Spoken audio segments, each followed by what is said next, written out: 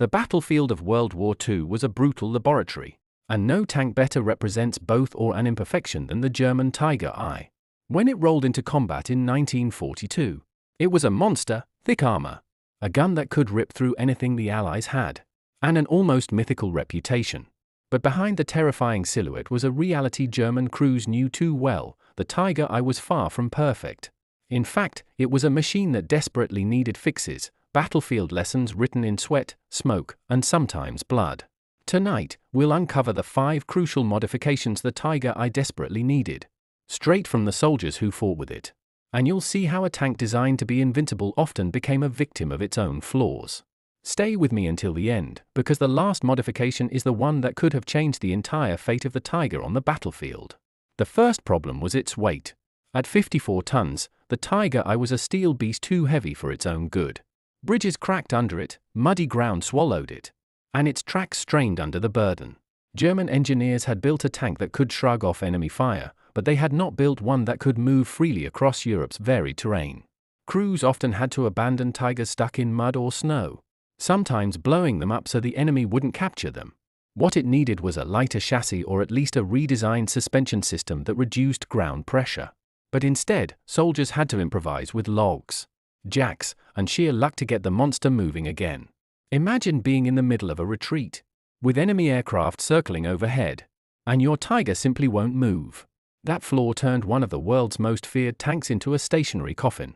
The second desperate modification was a more reliable engine and transmission. On paper, the Tiger I's Maybach HL230 engine gave it 700 horsepower. In reality, that power plant was constantly strained to the breaking point. The transmission often failed after just a few hundred kilometers, forcing crews to repair in the field, not an easy job under fire. A tank isn't just about firepower, it's about endurance.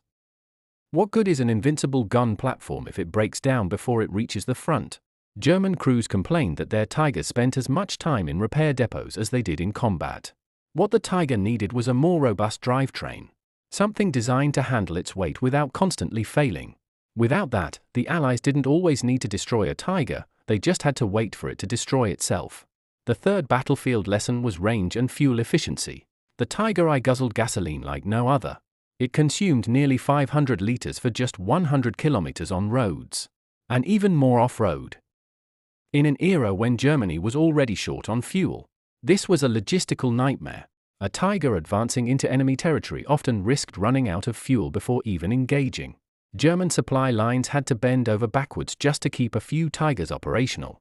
What it desperately needed was a more efficient fuel system, or even auxiliary fuel tanks like some Allied tanks carried. Instead, Tiger crews were often forced to ration movement, hiding in ambush positions rather than pushing forward. The Tiger's greatest strength, its ability to dominate the battlefield, was often wasted because it couldn't move far enough to actually fight. The fourth flaw was in its turret traverse system. The Tiger's massive gun was terrifying, but turning it wasn't quick. It relied on an engine-driven hydraulic system that rotated faster when the tank's engine revved high and painfully slow at low RPMs.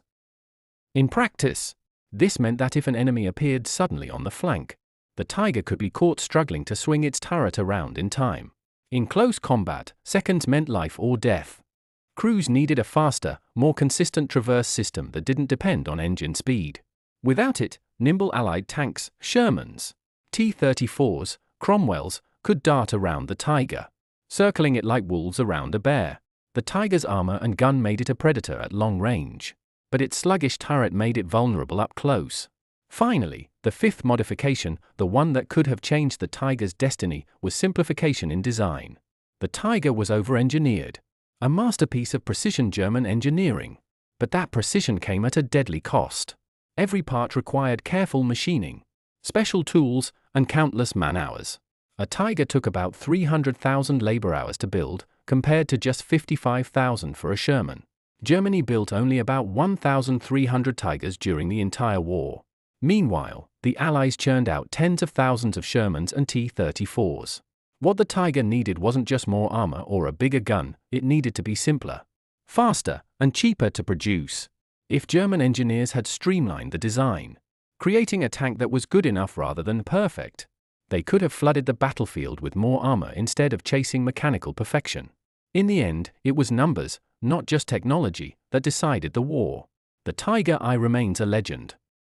Soldiers who faced it never forgot the sight of its looming frame or the crack of its 88mm gun. But the men inside those tanks knew the truth: it was as much a burden as it was a weapon. Too heavy, too fragile in its mechanics, too thirsty for fuel, too slow to react, and too rare to matter. Each flaw whispered the same lesson: the battlefield punishes over-engineering and rewards practicality. If the Tiger had received these 5 crucial modifications: a lighter weight, a tougher drivetrain, better fuel efficiency, a faster turret, and a simplified design, it might not only have been feared, but also unstoppable. Instead, it remains the ultimate symbol of what happens when brilliance is trapped by its own complexity. And that is the story of the Tiger I, the beast that could terrify but never truly conquer.